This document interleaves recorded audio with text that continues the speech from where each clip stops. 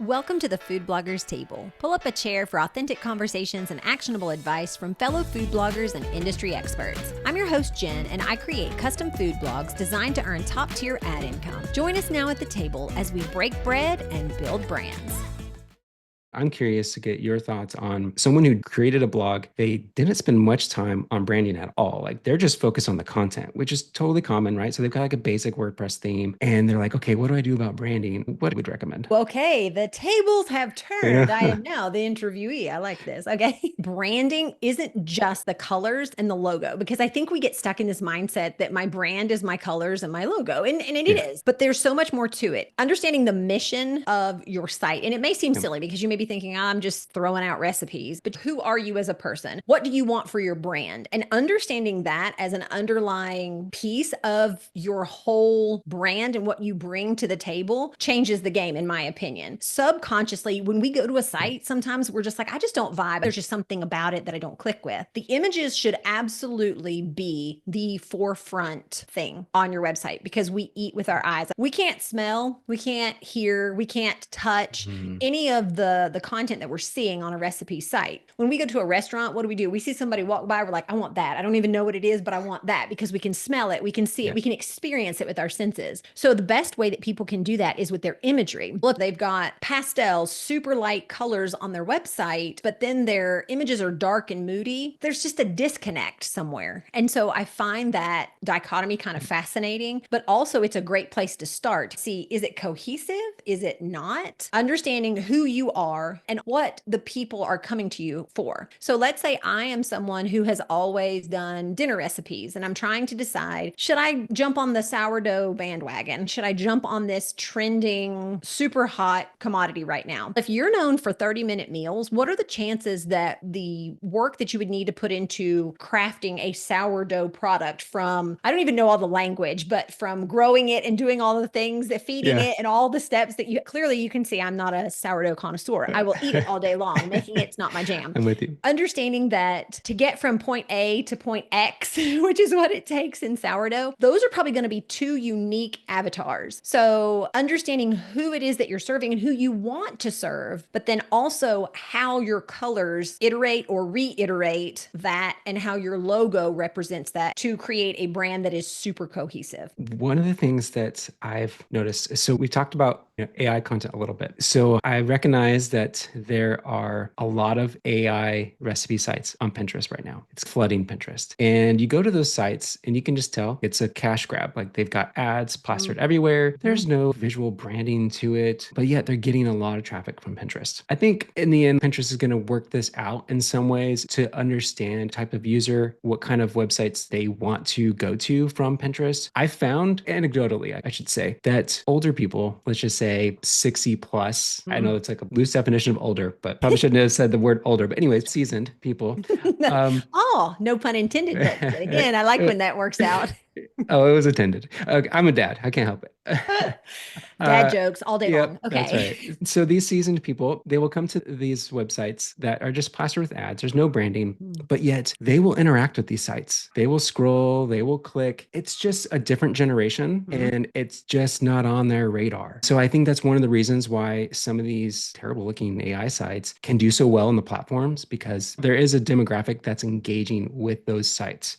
Unfortunately, then for the younger generation, that kind of stinks because it is important to have a good visual vibe and everything to a site, to an app, to lots of things that we engage with. At least it is for me, and I know for my daughter and my wife, and what you just talked about. So I hope that one day Pinterest will reconcile that. When it comes to branding, again, that's an easy way to just distinguish yourself is spend a little bit extra time on branding and give it some little bit of energy. Now, there's also the other aspect of branding of reinforcing and showing that you're a real human. There's a way that can impact your ad revenue. So one of the things that I've learned is that when you submit your site to an ad network, a lot of times there's like an automated system in place where they've got different tools they've built to analyze your site and see if it's bringing in quality traffic, there's not a lot of bots on there, that kind of stuff, and how much traffic and all that. But eventually there will be humans who will review your website. And it's getting to a point where there's a lot of AI sites out there, and there are certain ad networks that have decided, hey, we want to represent sites that are focused on creating human first content created by humans for humans. But knowing that there's going to be a human reviewing your site, being able to, again, go back to visual branding and also putting things on your site that a real human, a real brand would do. For example, as basic as it is, a contact page, listing your contact information, having your privacy policy, even an editorial policy, even mention in there your use or non-use of AI, how you use Yeah. it. You can also have a press page. Like if you've ever been featured on a podcast, like I recommend going on podcasts or Mhm. doing guest posts. Anytime you've been featured, have a whole page where you have been somewhere and featured and link out to those sites. Include their logo even on the homepage. If it's a big site you've been featured on, Mhm. include their logo on there and demonstrate the expertise and experience that you Yes. have. One of the things that I did after that Google helpful content update that crushed so many It sites was not is helpful to anyone. no, it was not. Oh my goodness. It was not. But there were some sites that were still left standing. Mhm. And I was like, why are these sites still ranking and bringing in a lot of traffic? And they're smaller to mid-sized sites. What was different about them? And honestly, it was a lot of these things. They were just doing things that brands would do, as simple as they have a newsletter, or maybe they've Mhm. got a membership or a forum, Mhm. or they've got a Facebook group, or they put together a cookbook. And maybe it was just a PDF cookbook. Some of them, they went ahead and put it on Amazon Mhm. and they had sponsorships. They did product reviews. They did more than just pump out recipes, that they also created like guides and tutorials on the basics and the 101s of cooking that's helpful. And so they became a more well-rounded site. That And makes a I lot of sense. I think that's going to help future proof you as a blogger to focus on those things because it's going to resonate with real humans who are reviewing your site to see if you could have ads on it, but Mhm. also people who are coming into your site from Pinterest. And then same thing with sponsorships. If you decide to go down that route, there are going to be real humans at these different agencies or companies who are going to look at your site and see if it's worthy of them paying you money to be a sponsor. I like to spend a good amount of time on branding and setting those things up and really capturing that audience, getting them on a newsletter. Super important. My goodness, my biggest advice for anyone, if you start a new site, very first day, get that newsletter opt-in going first and Yes, for foremost. sure. And Yeah. I always tell people too, I say, be mindful that people aren't interested in just a newsletter. So you got to give them a little something. Don't necessarily Hmm. call it a newsletter. Even if you don't want to create a printable right now, just say, get this recipe directly to your inbox or something that's going to entice them more than you want another email coming in your inbox. No, I don't. So you got to entice them a little bit. Yeah. But Yeah. definitely, for sure, without a doubt, if you've got the traffic coming, you want to leverage the traffic that's there. So you're going to use all these things that we've talked about, getting them from Pinterest, understanding how they're getting from Pinterest to your site. But then once they get to your site, making sure that the branding is on point, that the whole message you're communicating from your mission statement to your about page, to your contact page, to your home page, to your recipe index, whatever, that they feel like they are at home. They feel Hmm. comfortable. They feel like they are in a place that they're going to want to come back to because it's a whole lot easier to maintain readers and have them keep coming back than it is to go and find new readers.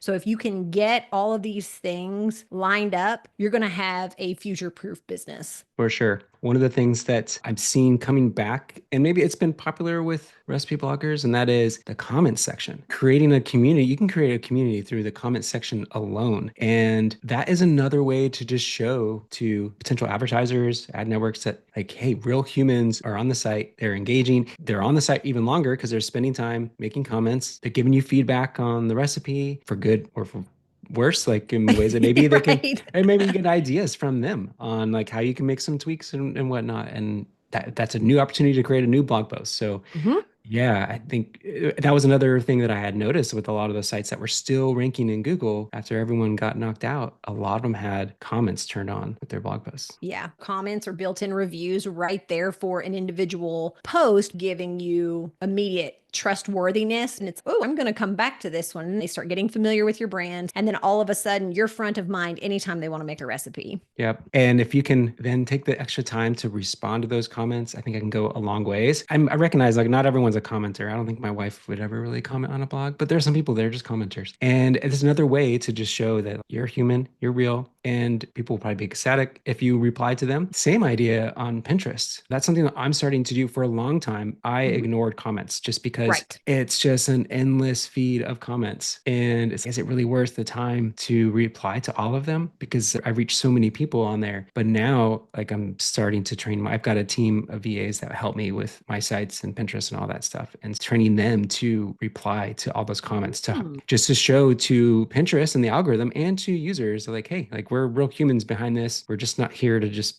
flood Post and Pinterest ghost. and yeah, and post and goes. I like that. Yeah, that's good.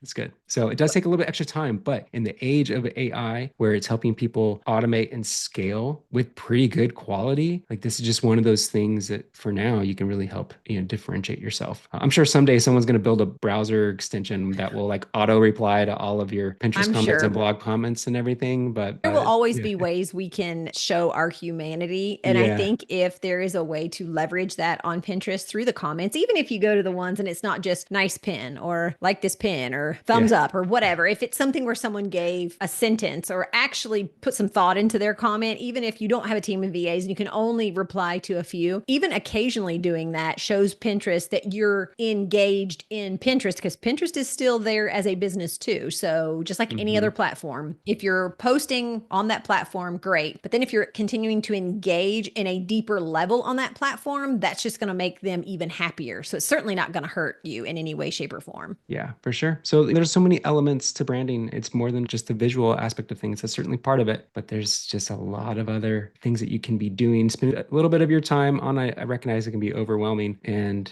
I just think it's over time with AI is just going to get crazier, and it's going to be so hard to distinguish if something is real or not. And it's we're in unknown waters here. Mhm. And if we can just find those ways to show we're human, if that's how you do things, like I use a lot of AI for more than just content, like for helping with different tools that we use. Notion has a lot of AI capabilities in there. And even with content, like, you don't have to have AI create a whole blog post for you. That's where, like, I use it for Pinterest descriptions, right? Like, I just give there are certain keywords I want to make sure I include in my Pinterest descriptions. A lot of times there are those annotated interests that we Mhm. talked about, and I will give it to ChatGPT because it is way smarter and faster than I am at figuring out how to include these three keywords into a full description. It would probably take me like 15, 20 minutes to figure it out, and ChatGPT can do it in 10 seconds. So Exactly. And to me, that's where you can leverage AI to your comfort level, but in things that aren't going to have any bearing on the recipe you're creating or the yeah, blog post that you're creating. It's just those little mundane tasks that you have to do because you know a certain algorithm is looking for a certain thing. Let AI take care of that, because again, it's just one more piece of your brain that when you're already at capacity, you don't have the space yeah, to create or do. yeah, So yeah. leverage what's out there. Thanks so much for tuning in to the Food Bloggers Table. I'm your host, Jennifer Holt, and I look forward to serving you in the next episode.